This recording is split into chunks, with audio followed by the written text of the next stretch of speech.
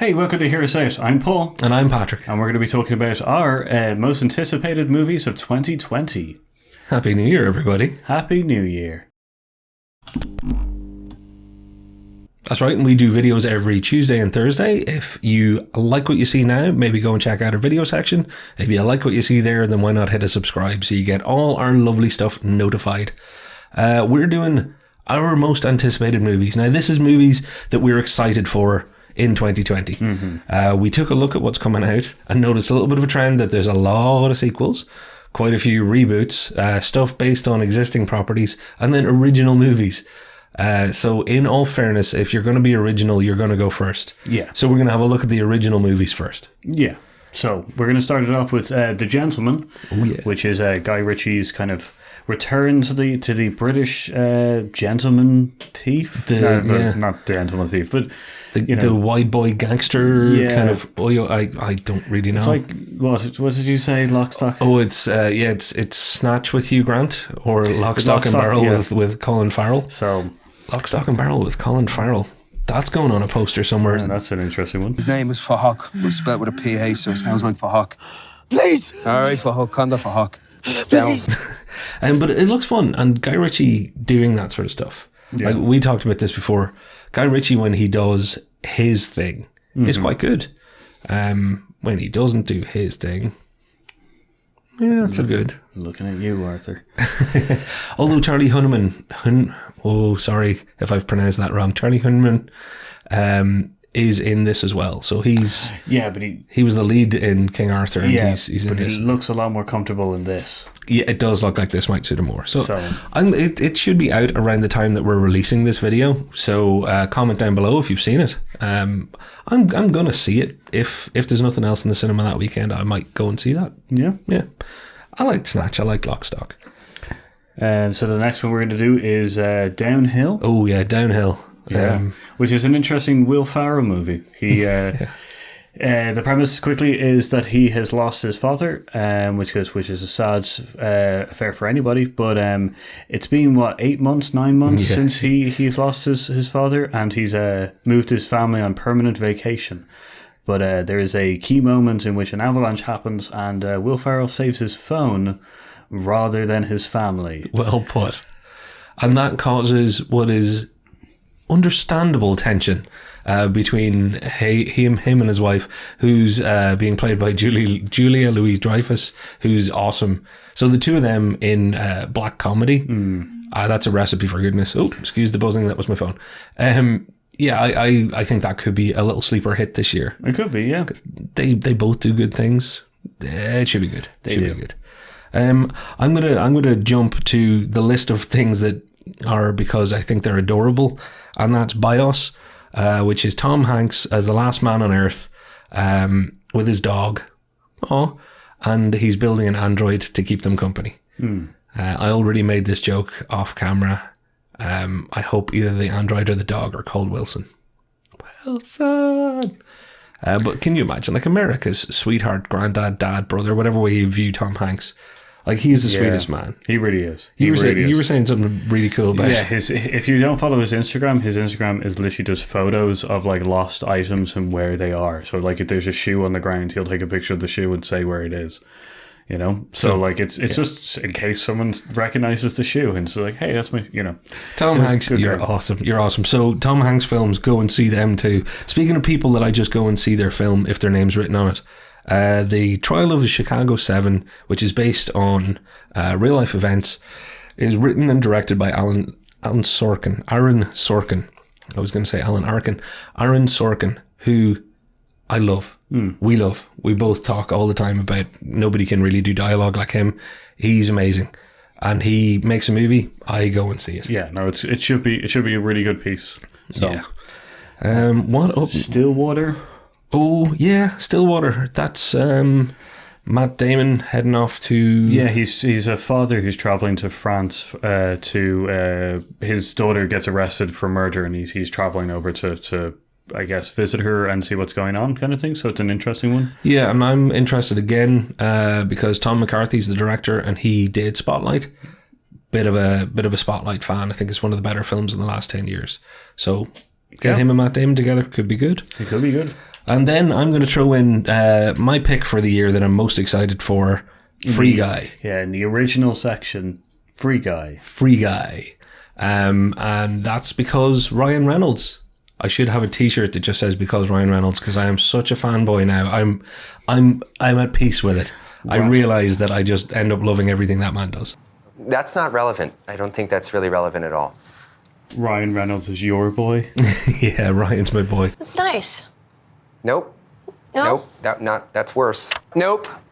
It's essentially, he's a non-playable character in a video game. So, you know, those people that are just walking around in the background, he's one of those.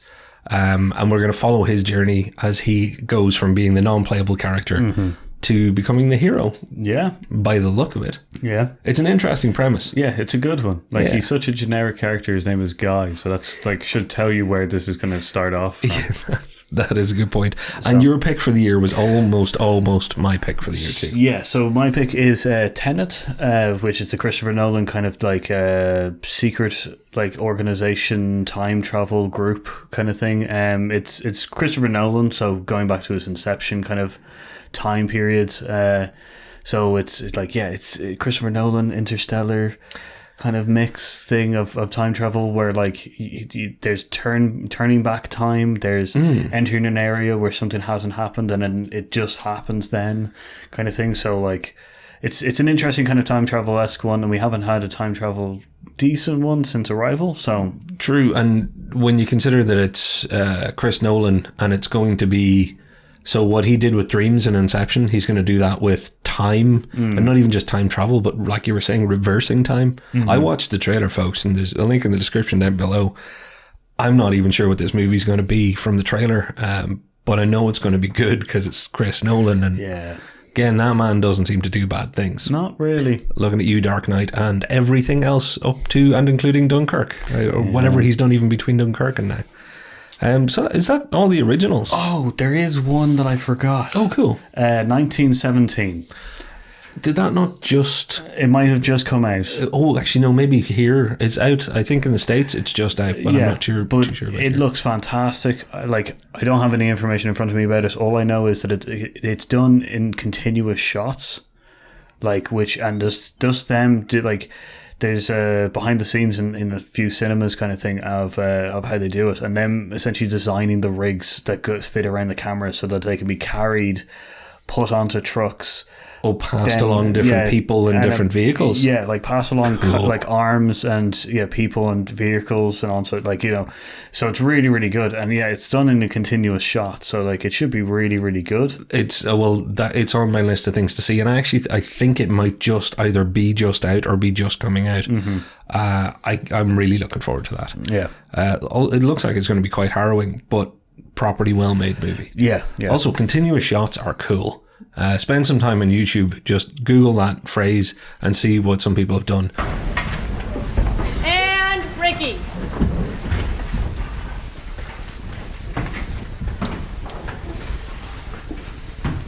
Curtains. Gotta love filmmaking. Gotta love it. That's why we do this channel, everybody, because it's awesome. Not just the stuff that happens, but how they make the stuff happen. Yeah, no. Just having to essentially build a rig that is able to be carried, mounted on vehicles, and then carried by like cranes and the wire cranes and everything. If we can find any links to any of that stuff on YouTube, we're going to link it down below. So have a little look in the description. From the original to the slightly less original, but still could be quite original, and that's sequels. That's a good start. Yeah. So I don't hate sequels, you see. I don't have a problem with sequels, where I do have a problem with some of the stuff coming up later on.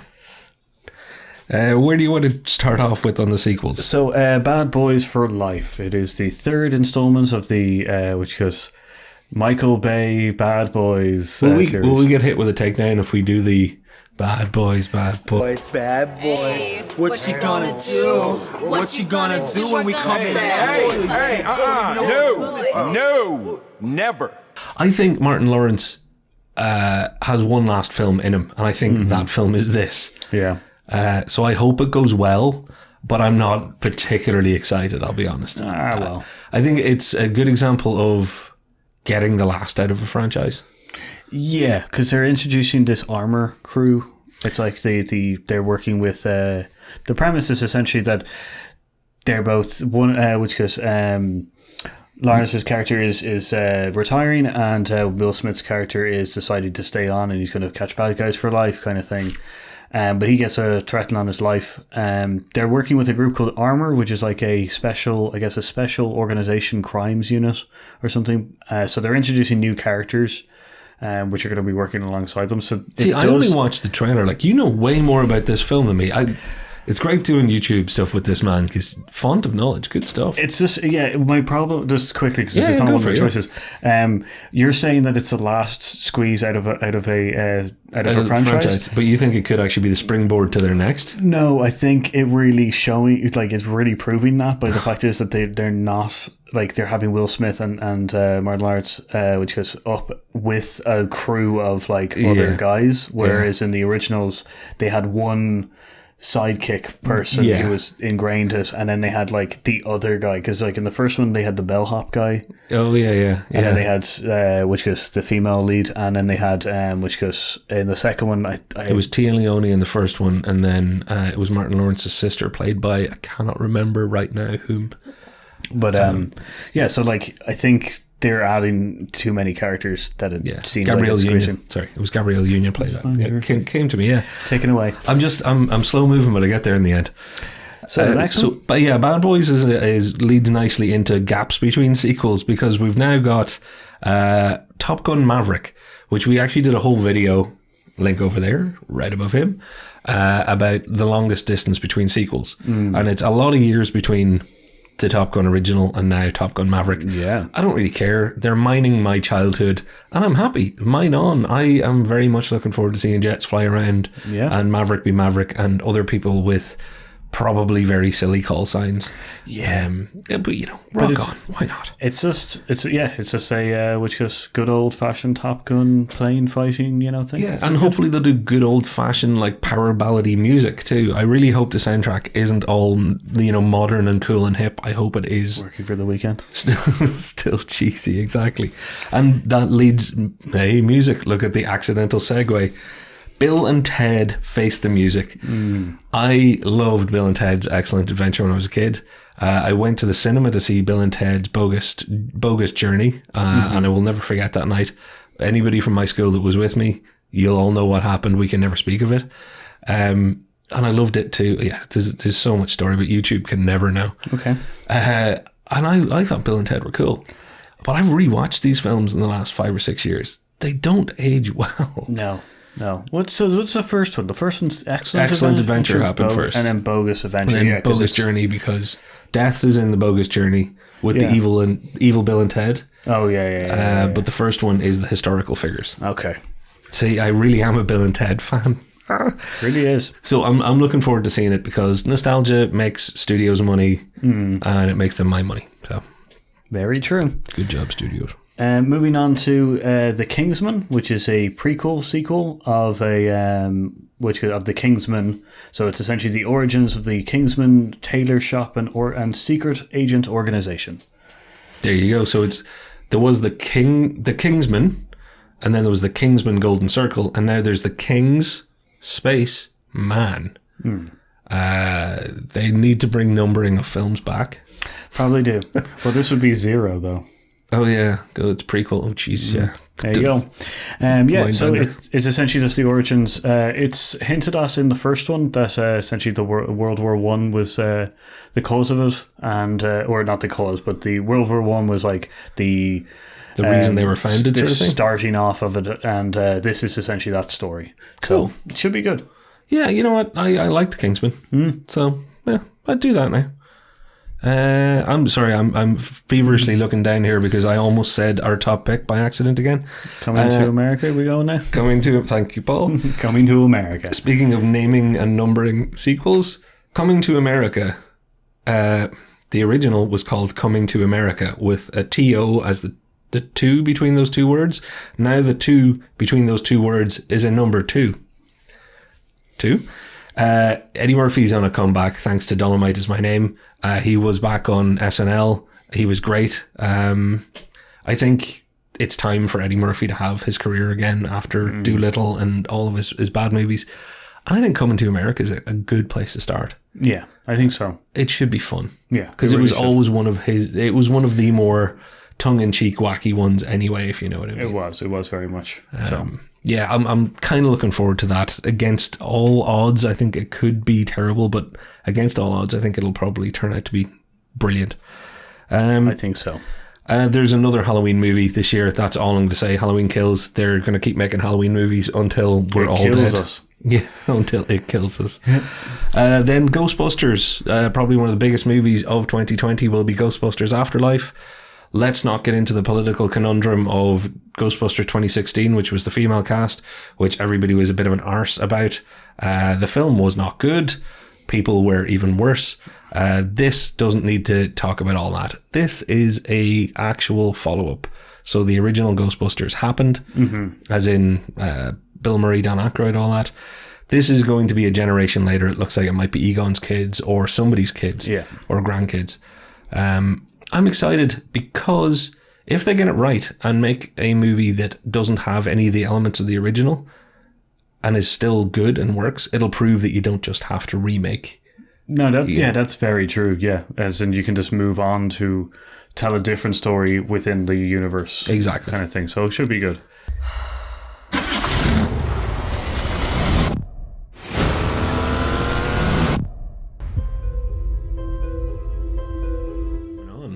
We both chose our most excited for film this year. Yeah. And it is a sequel. It is A Quiet Place 2.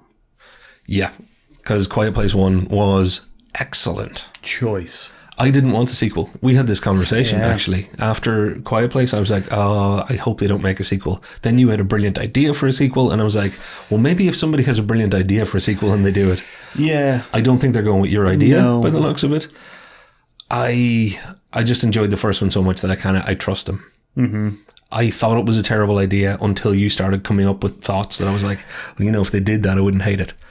So now I have it in my head that they could do a good follow-up. I'm hoping so. And just to give you context, which is the sequel idea that I came up with was essentially that it would still be the Quiet Place sections, but essentially it's a town that's surrounded by the signal that they invented in the first one. So you'd have talking parts, but it would still be about kind of trying to figure out what's going on and still surviving in still having to have the quiet points to it, which would still be exciting because it would be such a good... Well, you could keep the tension, but turn it into both a siege and how we rebuild and how we save the world movie, which I think part of that might feature in this. Yeah. I don't want them to explain the creatures too much. No, I don't. Please don't, If they just kill them off, if they figured out how to spread the signal throughout the world and they just killed the creatures off, then I would be perfectly happy with them going...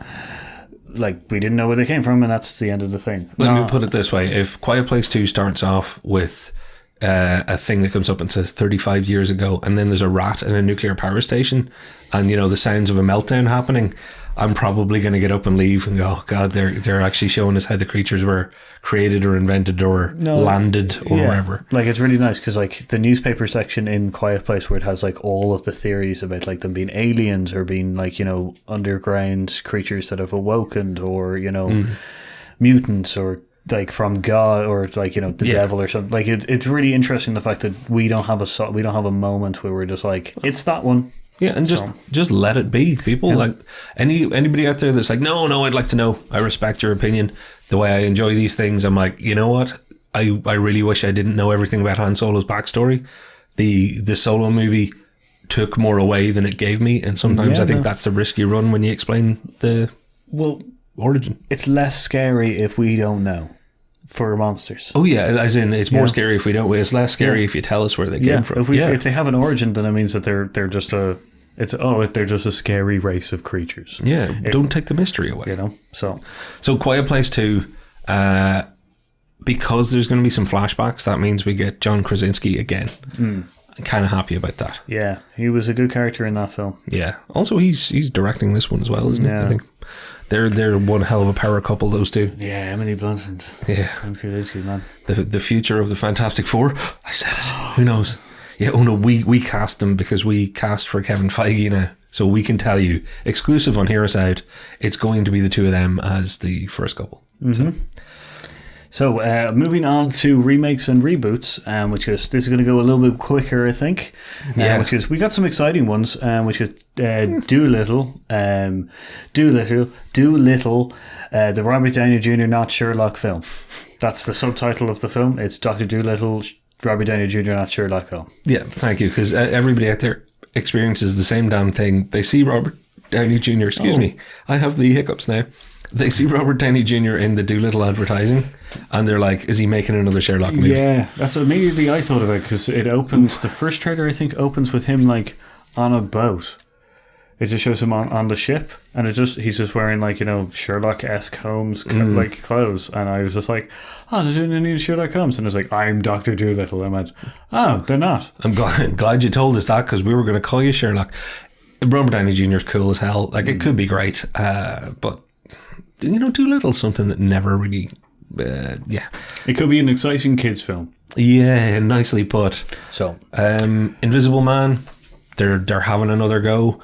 I'm less positive maybe than you are when we talked about this. I'm more I'm more interested that they did a good trailer. Because like I watched the trailer. At a cinema and didn't know what it was about. Until halfway through when they revealed, I thought it was ghosts. Until they revealed halfway through that it was the Invisible Man, and I was just like, "Oh, that's an interesting trailer." For movie, when you put it like that, though, I guess my interest level went back up slightly there for a second. It's one of those things again. Invisible Man, Invisible People. It ends up just either being a horror or a bit chintzy. If they can pull it off straight, like if they can play it very, very soberly straight, I think it could be actually quite terrifying. It could be, yeah. No, it could be very much. If it's not the Kevin Bacon version, because like that was awful. He was just a perv in that one, and it was just weird. So like. I think the internet has many, many jokes about that for a reason. Like some of the, gotcha. So moving on. Yeah, let's please. Emma, which is another Jane Austen book film remake thing that there have already been half a dozen of. And I don't think that's a bad thing. Little Women has recently come out. By all accounts is really good. I'm looking forward to seeing it. And there was like 7 versions of it as well. Yeah, that's true. So that's a trend that's not going away. It looks like there's a decent cast in this too. So Emma could be good. Not usually my type of film. Yeah. But I think I would probably see this one. Oh yeah? Yeah, I think I'll probably see it. Has Downton Abbey maybe curved a little bit? Has it maybe blunted the blow of costume dramas? As big a surprise as Downton was to me, it has not softened my resolve on that fear of the costume drama. But when it comes to the kind of the Bronte, Jane Austen style books, they're all so good that I think those stories are usually worth watching anyway. So no, I won't be just randomly watching costume dramas from now on. I'll find you. Yeah. Like, oh my God. You'll be like getting me to watch some terrible stuff going, it's just like Downton. I won't be. What have you got next? Moving on to Scoob. Scoob! ! Yes, which is again, like, yeah, it's a reboot or remake of which is Shaggy and Scooby. I guess it's how they met as well, kind of thing. Scooby-Doo origin story. Yeah. The question has to be, do we need more? Like, I know more Scooby films are fine, but I actually think they did quite well with the James Gunn one. Yeah, it's amazing that that's Gunn. Yeah, James Gunn wrote the second one. Yeah. I don't know which weirds me out more, that or the fact that Joss Whedon wrote Aliens 3. 4. 4. Which isn't my favourite Aliens, and I love him. Yeah, James, you always, every time we talk about something, Paul, like, you know who wrote that? I'm like, oh my God. Who wrote that one? It's just a weird one. Yeah, that is weird. Scoob. It has some interesting. It's like I watched the trailer. It has some interesting jokes in it that I really appreciated. Is this Velma? No, Daphne, the ginger-haired witch goose girl, has a very funny joke about her dad, witch goose. So I do. Can we just cut to that right now? Hopefully, if it's in the trailer. Maybe this can lead us to Scooby and Shaggy. Trace amounts of mustache oil, 12-year-old scotch. Ugh, is the bad guy my dad? So yeah, it's got some interesting jokes. So, and in the spirit of mining my childhood and trying to, because it's not even my childhood, Fantasy Island is getting a movie, and it's from way back. It's maybe even a generation before me. It was Ricardo Montalban and the guy from Man with the Golden Gun. I don't know why they're doing this, but it seems to be like if there's a property that they can remake or reboot into maybe getting a few quid out of somebody, they're doing it. And that directly leads on to, we had Halloween Kills in the sequels. Now we're looking at the reboots, and Candyman is getting a reboot. Again. So I got one like a few years ago. I don't know why they have to keep doing this. Yeah, Candyman got a reboot a few years ago, it was, it was all right as a horror movie goes once again, but they seem to be rebooting like that one again. And, the rebooting of horror movies kind of has to stop. Yeah, it like for me, it's making a joke of the whole genre. They're doing enough original horror, and it's not I know you're the horror guy out of the two of us, but just from an outsider's point of view, it's starting to make things look bad. Yeah, well, the horror genre has always had that kind of like weird kind of look to it, Yeah. So it's kind of sad because we had a kind of golden age of like, I guess would be like middle to indie kind of horror films, which started off like The Conjuring and stuff like that, and Paranormal Investigation or Paranormal Activity, which goes so like it was an interesting kind of like, oh, some of these are getting kind of like interesting and good because it's people who don't have like hundreds of millions, so they have to figure ways of doing it. So yeah, they got to be clever, which is, let's face it, when you're trying to freak people out, it's about being clever. Exactly.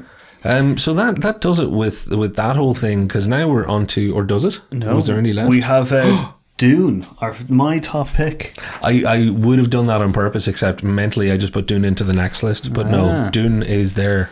Well, Dune could be in this one or the next one, so it's a good segue towards the... I also like pronouncing it different ways. Dune? No. Because I say Dune as well, because that's the way we say it. But every now and again you meet somebody who'll be like, Dune. Like, my girlfriend says June. Wheaton? As in June, as in the month. It annoys me. June. Oh, God. It's a D. Dune. See, I have the Andy Samberg hot rod moment where it's like, what? What do you think I am saying? Why? My safe word will be whiskey. Sorry, Rod, what was that? Whiskey. So you mean whiskey? What? You're saying it weird. Saying what weird? All of it. Where do you get off? I just don't get why you're saying it that way. Why I'm saying what way? Forget it. I will forget it. Yeah. And it's the same for me with people who are like, Dune. Just say Dune. So anyway, it's a Frank Herbert book, this is why it's a good segue into our next one. It's a Frank Herbert book, and also it was made by David Lynch back in like 1980s, that version of the movie was not greatly filled out, but it was a good one.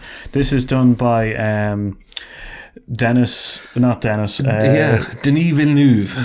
So he did Sicario, Arrival, Blade Runner 2049. The man does good work. He really does. Because when he did Arrival, a friend of mine actually mentioned the fact that he's going to do the new Dune film, and I was just like, perfect. He's the perfect person to do it. It's going to be great. The cast is also quite good. The cast is spectacular, top to bottom. I can't even remember half the people in it. Well, the young guy, Timothée Chalamet's in it, and he's hot property right now. Yeah, because he was just in Little Woman that you mentioned earlier, and also Oscar Isaacs, who is in he's Poe Dameron. Yeah, so Inside Llewellyn Davis was his big Coen Brothers movie. And Oscar Isaacs, brilliant. What's her name from Spider-Man? Is she in it? Oh, Zendaya. Yeah, Zendaya. The person of one name. Yeah, I think she's in it as well. She is.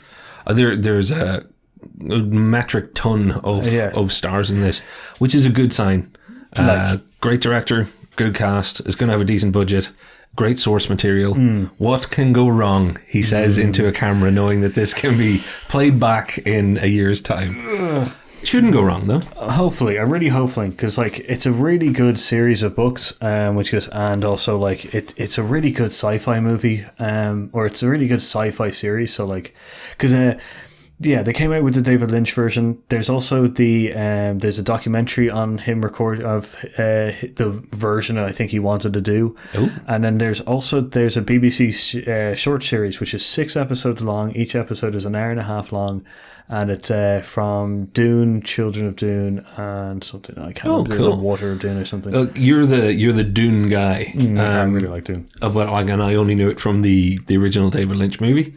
But I know enough to know that this is going to be a cool story if they do it right. It should be, yeah. Yeah. So fingers crossed they get it right.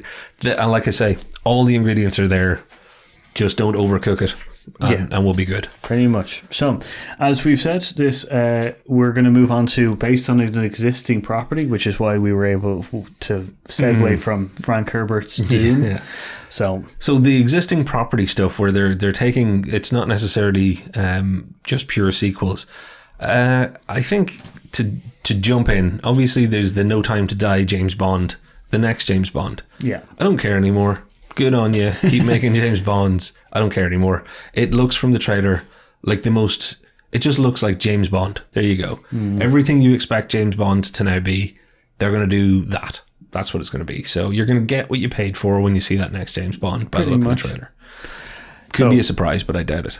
Yeah, it's going to be one of those kind of like, it's either by the numbers or it's going to be a dark horse, like out of the blue kind of thing. But if it's in the terms of Daniel Craig movies, then it should be a good one, because we get a good one, then a bad one, then a good one, then a bad one. Yeah. Are we we're due a good one? Yeah, because we got Skyfall. Skyfall was 2 movies ago, and it was the last. And it was a good one. Yeah, so Spectre was the bad one. So this one should be the good one. I take it all back. We're on the upswing.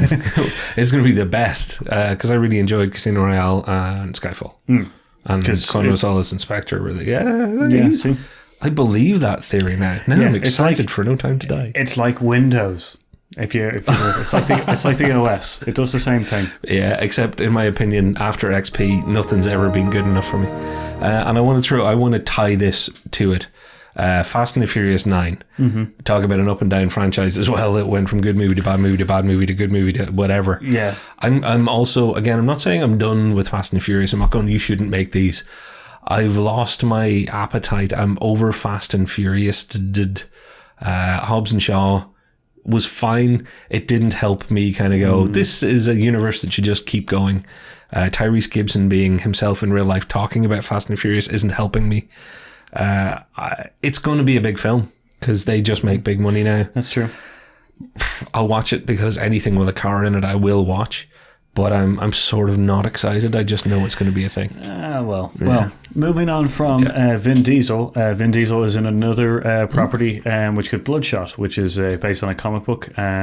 Looks really interesting. It's about nanotechnology, and essentially, Vin Diesel is a super soldier that they keep wiping his mind and kind of having him assassinate people, and he eventually wakes up from the dream, I guess, kind of thing. So it seems like an interesting one. It's very much up Vin Diesel's alley. Which goes, and it just looks like a cross between Elysium and like Dollhouse. Well, I was going to say Elysium. Yeah, actually, Dollhouse would work. Yeah, Elysium and Dollhouse. So it's going to be good, I think. I just wonder, is he going to say I am reboot? I went for an I am Groot there that went completely wrong. I'm apologizing to all of you who are watching. Humbly. We'll move on. Please do. Which goes, Sonic the Hedgehog. Yay! Sonic the Hedgehog. It looked like it was going to be terrible. Now it looks like it could be really good. But the thing that looked like it was going to be great the first time before they went and refixed all the visuals still looks like it's going to be brilliant. And that's Jim Carrey as Dr. Robotnik. Yeah, it's going to be fantastic. Jim Carrey being allowed off the leash in something like a Sonic the Hedgehog movie. Oh, sign me up. That's going to be epic. Also, we tip our hats at the animators who had to probably do a mountain of fixes from the first trailer, which goes, only can say sorry. Yeah, but you know what? Pulled it back. They really did pull it back. Like the new visual for Sonic looks bloody good to me. Is that Sony? Oh, I'd be lying if I actually said I knew. Okay. I can't. I don't know who shelled out the cash, but they were smart. Whichever studio made Sony or Sonic, which goes, I hope you like pay your animators a lot more money. You know, I also hope it was done in California because they're the only ones with unions. Hey, good point, actually. So, moving on to... Can I throw in just at this point then, can I throw in Snake Eyes, which is G.I. Joe and G.I. Joe Rise of Cobra, I think was the follow-up. There was a couple of G.I. Joe movies about a decade ago. Retaliation. Rise of Cobra was the first one. G.I. Joe, toy property, Hasbro... Transformers becoming movies, G.I. Joe has to become movies. Snake Eyes is a bit of a stretch. Not the most interesting character, but also if they try and relate it back to those other movies, nobody's going to remember. No one's going to care. No, nobody's going to care. So that's notable just because what the hell are they even bothered doing it for? You know, it is one of those kind of things where it's just like, is it a properties thing? Like, is it one of those like, do they have to use it or lose it? Yeah, is it like that they only got the G.I. Joe property on a very short time? Could be. There could be a contract in there somewhere that's making that happen. You're looking something up about there's this. a movie that I just remembered that I'm really excited for. Okay, well then, while I do one, when you look that up. Well, no, I'll pop in. I'm just going to look this up. I know. I'm sorry. You're live doing this. This is what happens. He'll pop back in. We're very much both looking forward to the Eternals because it's going to be different. It's going to be exciting. But Kumail Nanjiani, as somebody who I've talked at great length about thinking he's incredibly funny, and The Big Sick being one of my favorite films, he now is going to end up going on my wall near, like, you know, the door where I have my running shoes, because Kumail Nanjiani put this picture up, and this is what he used to look like. And let's do that one more time. This is what he looks like now. Like, whoa. The tweet that he put out was very, very good. It was like, you know, I did have the most wealthy, like, you know, studio behind me, paying for all the nutrition, paying for all the proper like trainers and everything like that. So like he was, you know, he had to get out of bed and do it. Yeah, no, but it's very good because he's very good in Silicon Valley. Yeah, he's a very funny man. I think he is a very good actor, and he's obviously extremely committed because all the personal trainers in the world are not getting me to be that shredded. Did you find what you were looking for? I did. It's called Onward. It's the animated movie about. It doesn't fit in this genre. It should fit in the original section, but it's essentially a bunch of fantasy creatures living in kind of suburbia, and it's about two, I think, trolls who are going to try bring their father back because he had a spell, and it goes kind of amiss, and the adventure of them trying to, you know, get their father back for one more day, kind of thing. It looks really cute. It looks really good. It's Pixar. Is it Chris Pratt? I think Chris Pratt might be one of the voices. It's Chris Pratt is the older brother. Yeah. So. And maybe Josh Gad or somebody is doing the younger one, or maybe actually Spider-Man Tom. Tom. Because I think he's in that the Will Smith Birds one. Oh, right. We're not really interested in it. Yeah. Which goes. So what have we not covered before we get to the big ones? Death on the Nile is Poirot's. It's Kenneth Branagh doing another Poirot film. I enjoyed Orient Express. It was very good. I thought it was a very enjoyable like remake of Orient Express. Yeah, so we enjoyed that. Hopefully the Death on the Nile will be good. Godzilla versus King Kong. It's a giant monster fighting a giant monster. I'm going to watch it. And I am going to watch it, but I'm probably thinking that's my number one pick for could be a complete car crash of a disaster. It could be, but we'll see. Gonna have fun watching it. What is it? Let Them Fight? Yeah, it's the guy, Monarch guy from the first one. Let Them Fight. Let Them Fight. Which is, so we're going to group these ones together because we actually have some interesting kind of parts. We're going to start with Wonder Woman.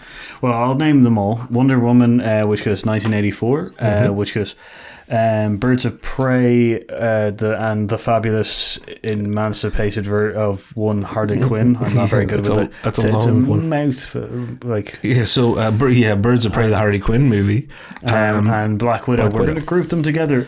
We were having an interesting conversation. It's weird to group them together, we know, because it's very girl power. Well, actually, and I want to call that out. The reason we're grouping them together is not because of the way we think; it's because of the way people will talk about these things. Personally, what I would love for all three of those films is for nobody to mention anything about the fact that they're female-led. It's going to happen. and that's why we cannot ignore it. That's a frame and a lens that people are going to put on it. It's a lens that pisses me off, quite frankly.